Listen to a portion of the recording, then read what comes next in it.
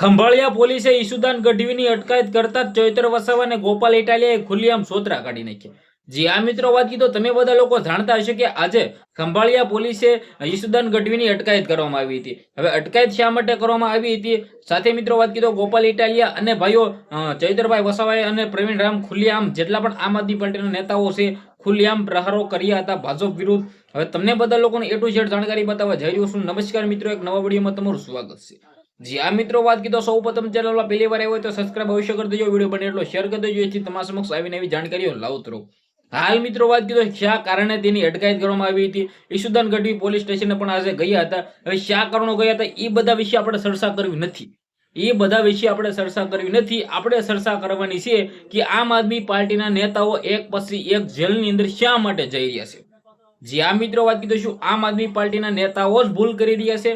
હવે તમે બધા લોકો કહેશો કે તું તો ભાઈ આમ આદમી પાર્ટીનો દલાલ છો, તું તો ભાઈ આમ આદમી પાર્ટી વિશે સપોર્ટ કરીને વિડીયો બનાવી રહ્યો છું. હવે ભાઈ મારે કોઈની સાથે કંઈ પણ લેવા દેવા નથી.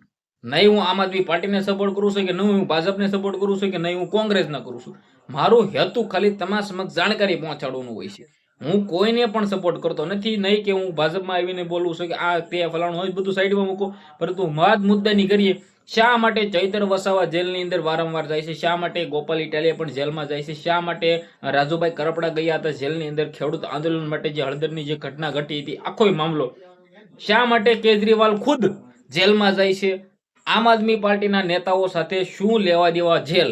જી આ મિત્રો વાત કીધો, ઈશુદાન ગઢવીની પણ આજે અટકાયત થઈ હતી, પરંતુ હવે આ બધે મામલે તમારું શું કેવું છે? શું આમ આદમી પાર્ટીના નેતાઓ જેલ ભોગવે છે? શું આમ આદમી પાર્ટીના નેતાઓ કાંઈક સારું કામ કરે એની પહેલા જેલમાં નાખી દે? આવા બધા સવાલો ગોપાલ ઇટાલિયા હોય, ચૈતર વસાવા હોય કે પ્રવીણ રામ હોય કે ખુલ્લેઆમ કહી રહ્યા છે, પરંતુ તમારું શું કેવું છે? તમારી શું રાય છે? શા માટે જઈ રહ્યા છે? જે પણ હોય કમેન્ટની અંદર અવશ્ય જણાવી દેજો. વિડીયો બને એટલો શેર કરી ફોલો કરી દેજો, જેથી તમારા સમક્ષ અપ ટુ ડેટ ડિટેલ્સના વિડીયો લાવતો રહું. આજના વિડીયોમાં આટલી જ માહિતી. આપણે એક નવો વિડીયો મળી જશે. બધા લોકોને દિલથી ધન્યવાદ. જય હિન્દ, જય ભારત.